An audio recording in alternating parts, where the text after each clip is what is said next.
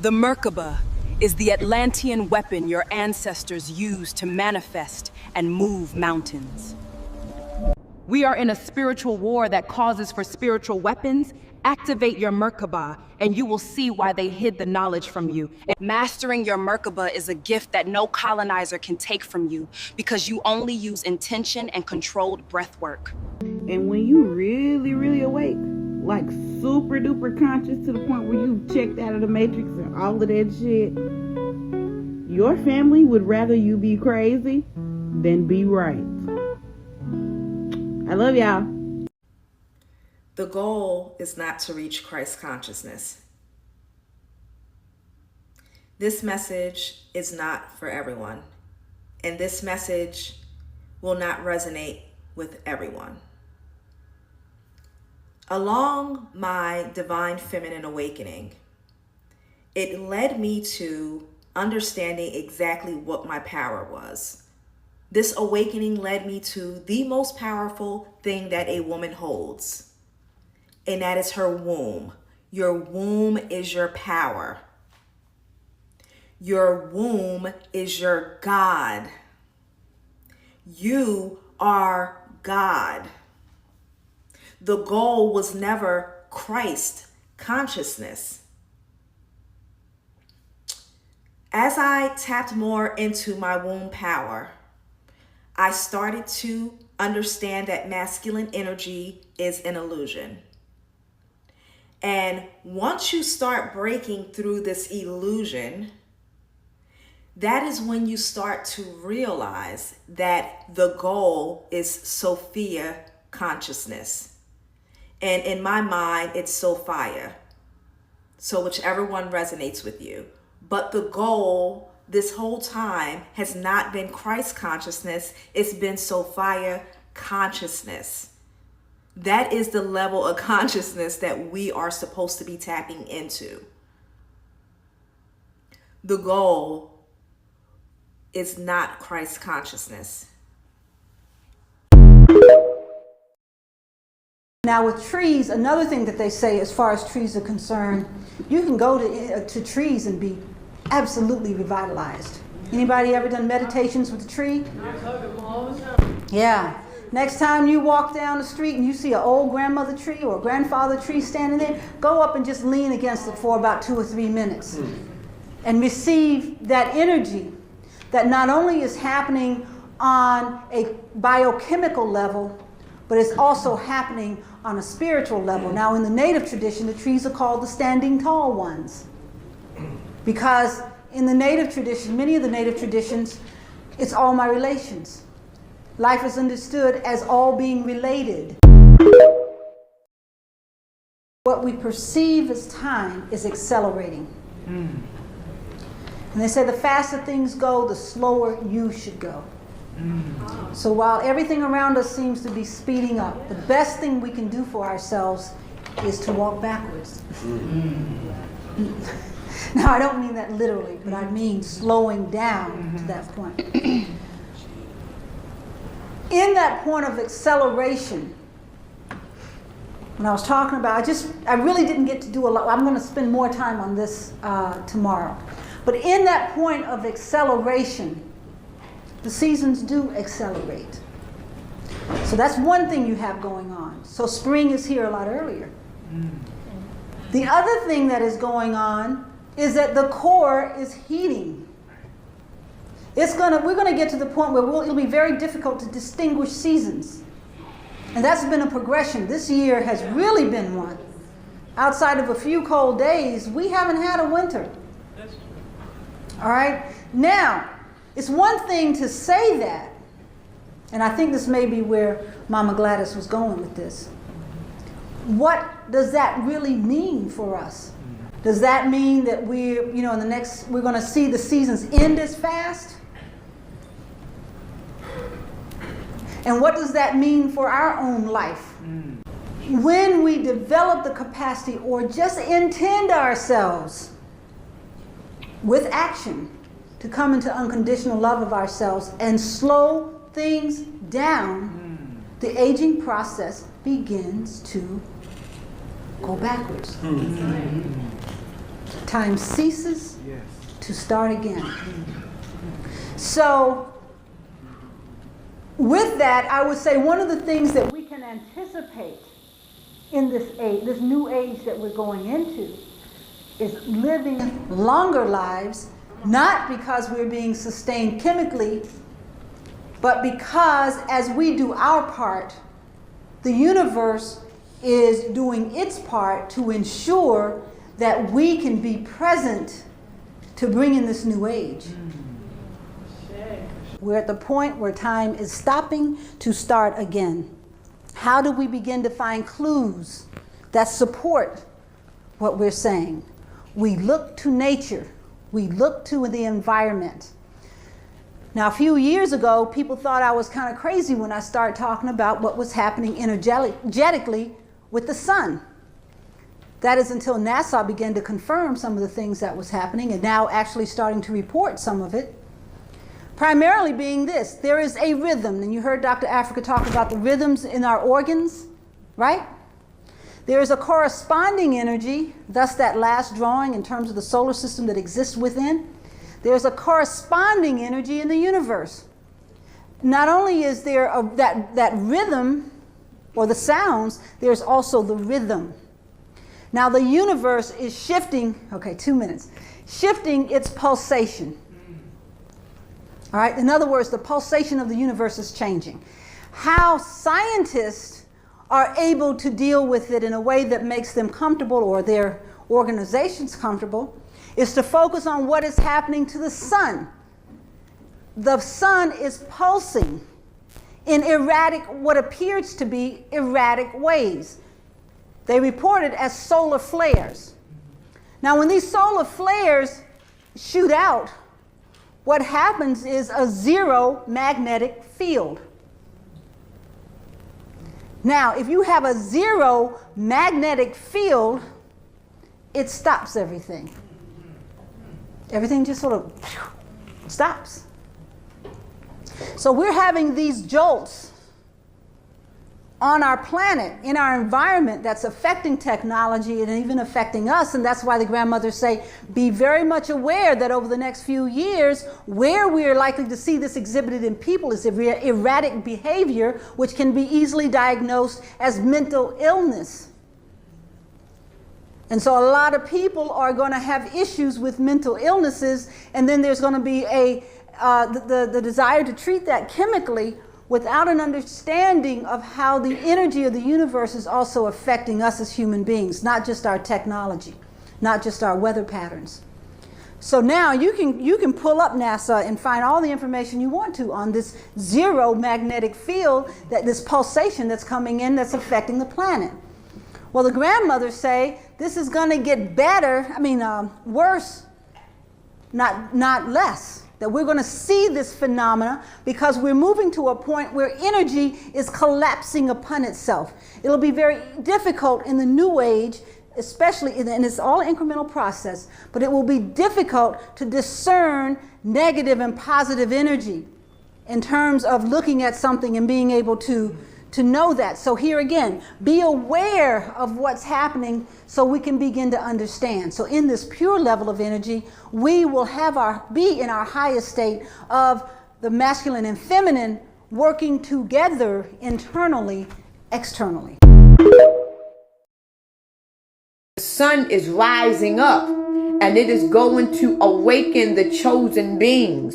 And right now, this is the reason why they are creating these AI, artificial intelligence data centers, because these data centers is going to keep in lock on who's awakened and who's not.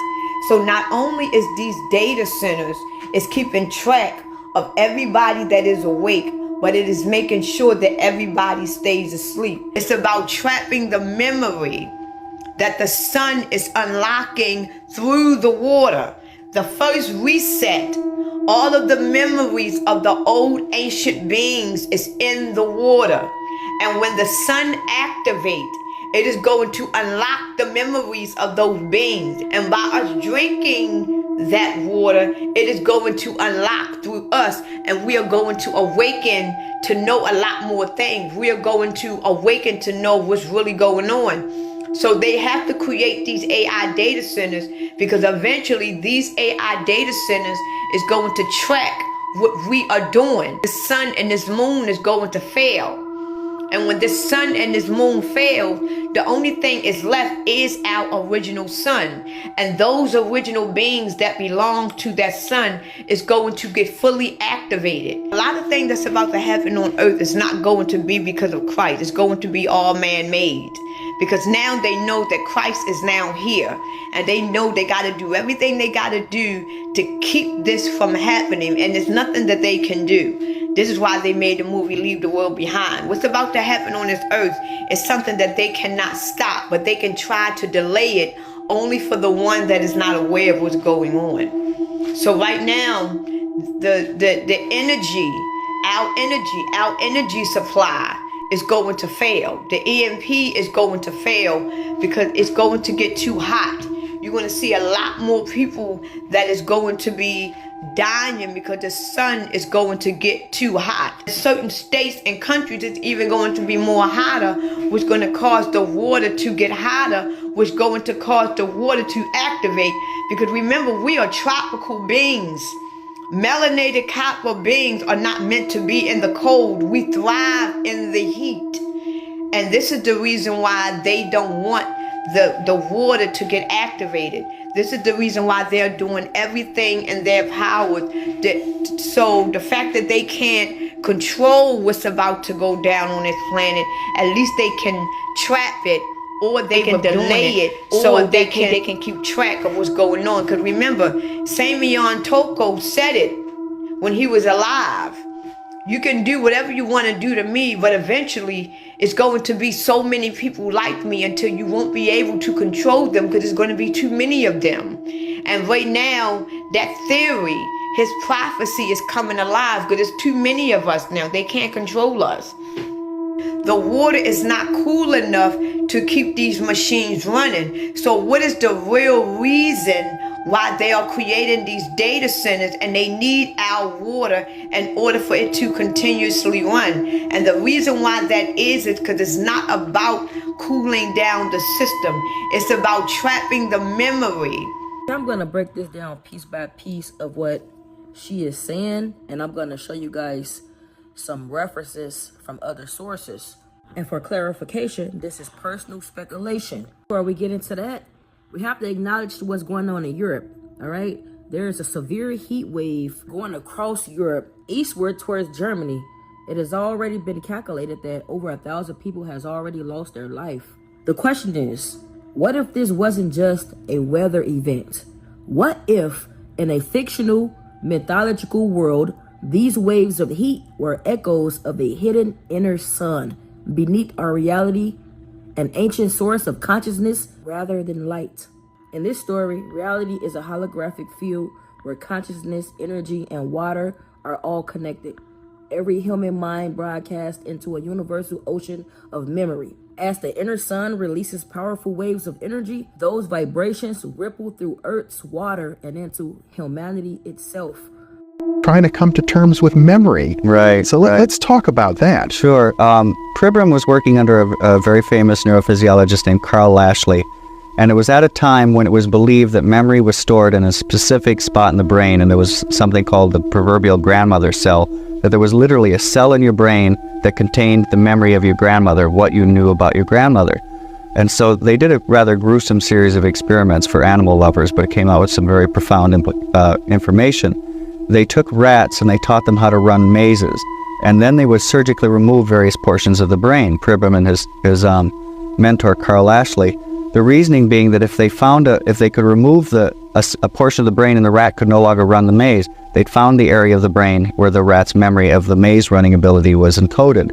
Now, every time they removed a different portion of the brain, they discovered that they could never remove the memory of how to run the maze. They could impair the rat's ability so it might limp through the maze. Because now they know that Christ is now here, and they know they got to do everything they got to do to keep this from happening, and there's nothing that they can do. What's about to happen on this earth is something that they cannot stop, but they can try to delay it. They could never remove the memory of how to run the maze. They could impair the rat's ability so it might limp through the maze. They could impair the rat's ability so it might limp through the maze. They could impair the rat's ability so it might limp through the maze. but they couldn't remove it. And really, surgeons had known this for a while, doctors had known this for a while, because when people have head injuries, they don't forget half of the alphabet or half of their family or half of a novel they read. They have global memory impairment where their entire memory may be hazy. But memories don't seem to be stored in our heads in the same way that books are stored on a shelf. All right, y'all, let's tap into something called water memory. What you're seeing here is water memory. These are images frozen in water. You're probably going to want to sit down for this. Now, these images were created in the frozen water after showing the image to the water for only about 30 seconds. Now, you probably think I'm fucking crazy for saying this, because I thought this was insane too, but if you go to Veda Austin's page, she shows you exactly how to do this. You can try it at home. Now, one of these would probably be a fluke, but we literally have hundreds of examples of this. This works repeatably. So we've known water has memory for a very long time, like literal memory. This is because water can change its structure depending on the vibrations it comes in contact with, from thought to sound. Now, the purity of the water also affects its crystal structure. Our processing plants don't help this, and we beat the shit out of it when we pipe it through right angles to get to our homes. This is not how water was ever meant to travel. Ancient people knew this, and the Victorian estates even put in fountains and water features to restructure the water. When you restructure it, it makes beautiful crystals. When you pump beautiful vibrations into it, it makes beautiful fractal crystals. When you put interference patterns into it, it gets really chaotic. So what about our images? When the light passes through the water structure gets imprinted and changes to those vibrations. When you freeze the water, that crystal structure reflects what it saw. Water is the Earth's internet. It's how it communicates information to itself. It's wild. We are Shangri-La for data centers. Shangri-La for data centers. Is this the new Silicon Valley? What is this? It is. It's fast becoming one of the world's most popular places for AI data centers, hubs of sprawling special-built server farms, the new frontier of tech now popping up across the country, requiring a minimal workforce to operate, but they come with some big trade-offs, like the huge amounts of power to run them and water to keep them cool. A Bloomberg investigation found that 2/3 of all new U.S. data centers are being built in water-scarce regions, with projects getting pushback in other states, where severe drought is a major concern. In 2023, they consumed an estimated 200 billion gallons of water, as much water as about 500,000 people, and it's only expected to rise as the AI boom continues. It's really scary for the folks who live here. It's scary for myself. Unlike what's being built here in the desert, centers like this one are going up next to neighborhoods within city limits. Tanager says there aren't enough rainy days like this one to support the development without more guardrail. And we're talking, at this point, thousands of data centers around the world. So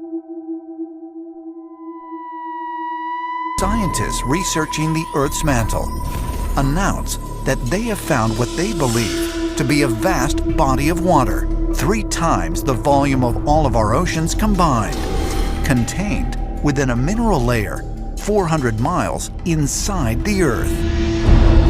The discovery shakes the foundation of what scientists and scholars thought they knew about the ground under our feet. We have just scratched the surface of the Earth. We drilled down like 8 miles and we had to stop because it got too hot.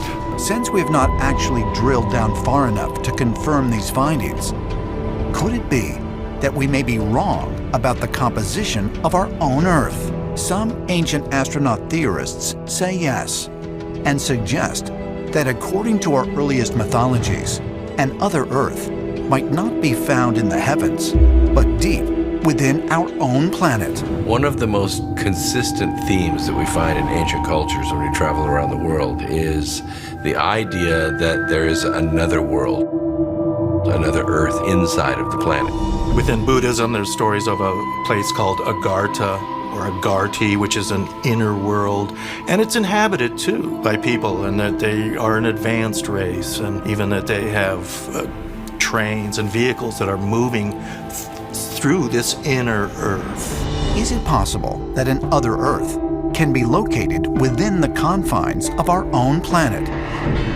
Historically, underground realms were not relegated to mere mythology. Well-respected scientists and mathematicians have long speculated about a theory that became known as Hollow Earth. The scientist Edmund Halley is most famous for Halley's Comet. He was also very interested in the Earth, and one of the challenges was trying to figure out what was the real structure of the inside of the Earth. He had a fascinating theory of not just a hollow Earth, but an Earth with multiple layers.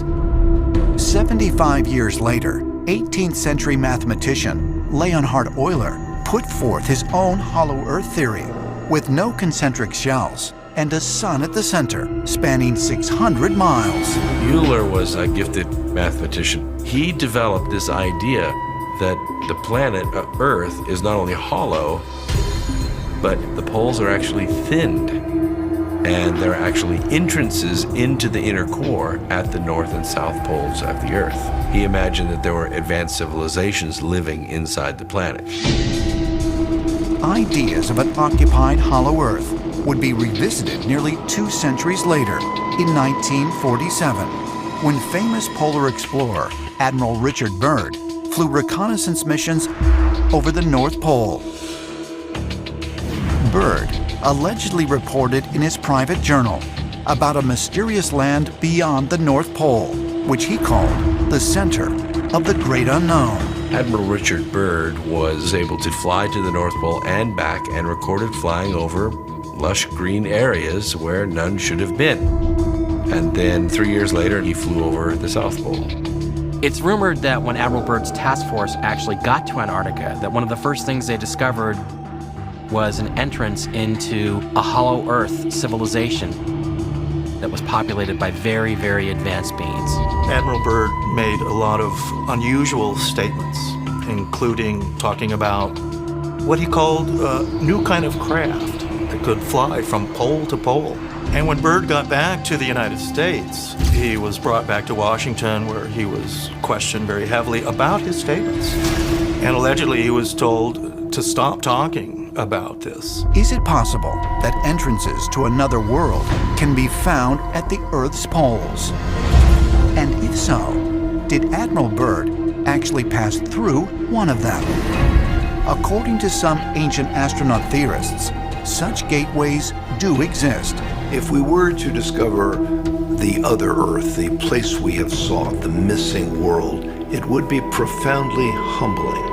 So this would be quite a paradigm shift. History would change in a very major way.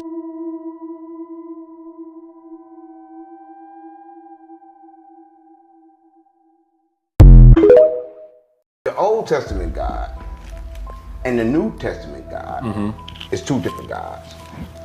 And Jesus understood that because they asked Jesus a question. They said, yo, Jesus, what you say about the 10 Commandments? Jesus basically said, fuck the 10 Commandments. The only commandment I give you is to love. Right? Because people didn't understand a lot of things because the first God, he was jealous. He killed. He murdered. The second God didn't do that. Two different gods, one book, one message. You think that when you see me, that you see me, but you don't see me. The impulse strikes your retina and turns seeing into a liquid, and the liquid floats through your blood to your brain. So seeing is a liquid. Hearing is a liquid. We're not looking at this liquid thing, which we call the mother principle, amniotic fluid and all that kind of stuff. So we're not looking at, we're taught that you're just seeing me, but there's a liquid that's telling you that you're seeing me, that floats in your blood to your brain. You hear with water, you see with water. You were born in water. So it's very important that you understand that spiritual concept that comes out of our African philosophy, this water principle. That's why they call, where you're sitting at in this room, the naves. They call us the naves. That's where you get the word navel from, and navy. The naves, you are sitting in the naves. I am sitting on the level of consciousness. That's why they have 3 steps here. Lower conscious, middle conscious, upper consciousness. This building is built on the African system. They're just not telling you that. Those are the 2 legs, those poles there. You're not reading. This whole thing is a language to somebody who knows it. See, to you it's a design. To someone who knows it, it's a language. And I'm trying to tell you that this is a language that you have to learn, and the language is called your body. And someone took away your ability to know this language. And I'm trying to give you back this language. When you know water, you know a lot of things. When you know the male and female principle, when you know your mother and father are together and they love you and love each other, you have a wholesome upbringing, everything's right for you, you know that. But when they fussing at each other, one's on crack, one's looking at, you know what I'm saying? You know that's dysfunctional. And I'm saying you're dysfunctional when you don't understand that principle comes from your body. Everything comes from here.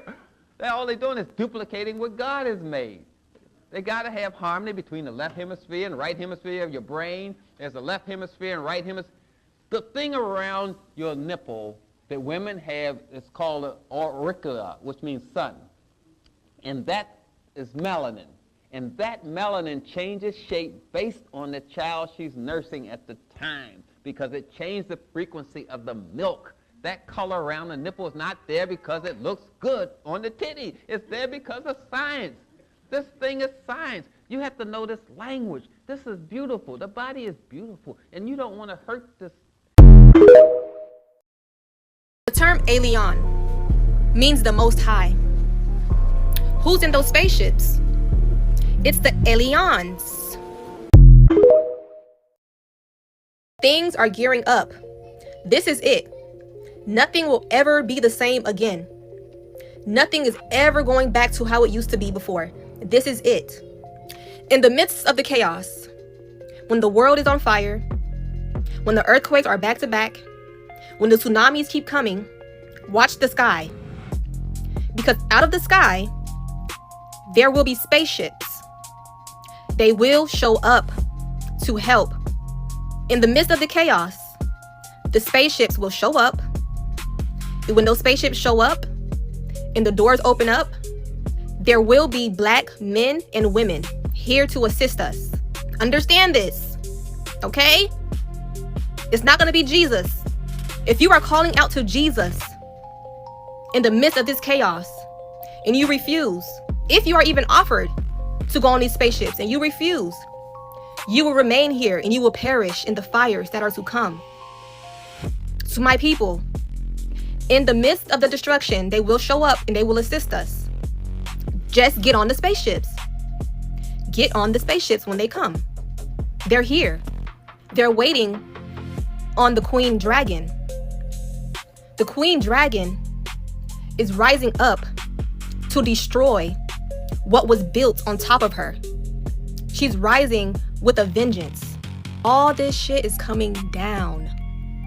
Everything. When it's all over, we'll be able to build the new earth. But until then, there's going to be chaos. And if you refuse to get on those ships because you see black people and you thought when the sky opens up, you'd be seeing a white man, you are being deceived.